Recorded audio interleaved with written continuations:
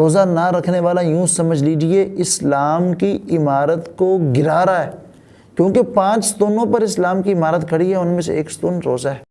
حافظ عبدالحفیظ ناصر اللہ صلی اللہ علیہ وسلم نے فرمایا کہ میں سویا ہوا تھا، 2 آدمی میرے پاس آئے، وہ فرشتے تھے۔ انہوں نے آ کر مجھے کہا کہ اس پہاڑی پر چڑھو۔ میں نے کہا کہ یہ تو مشکل پہاڑی ہے، میں نہیں چڑھ سکتا۔ تو انہوں نے کہا کہ ہم آپ کے لیے آسانی پیدا کریں گے، آپ کی معاونت کریں گے، آپ چڑھیں۔ رسول اللہ صلی اللہ علیہ وسلم کہتے ہیں میں چڑھا تو اوپر سے آوازیں آ رہی تھیں۔ میں نے کہا یہ کیسی آوازیں ہیں؟ انہوں نے کہا جہنمیوں کی آوازیں۔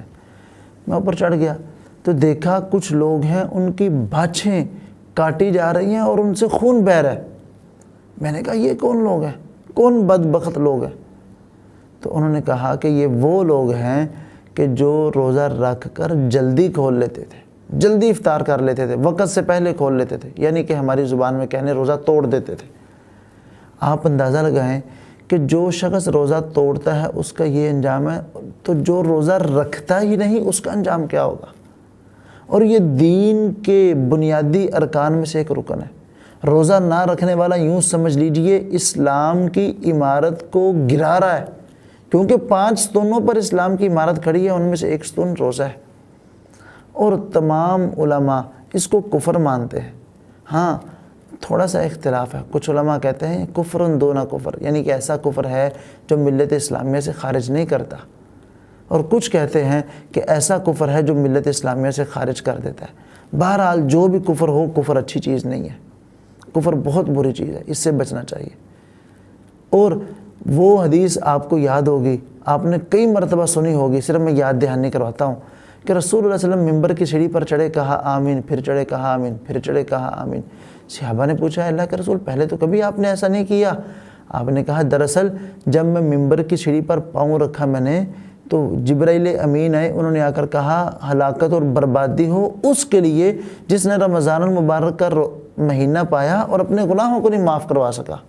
تو میں نے کہا آمین۔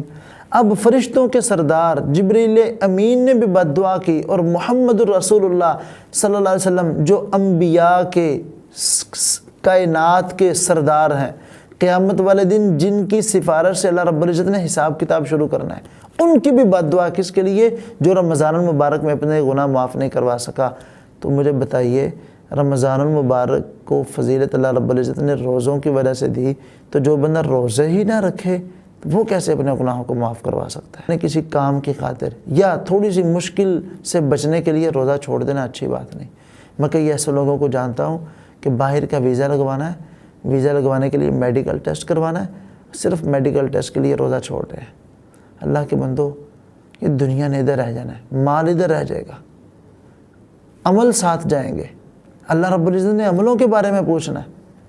چند پیسوں کی خاطر مان لیا 5 لاکھ ماہانہ، اس کی خاطر دین اسلام کے ایک اہم فریضے کو چھوڑ رہا ہے بندہ۔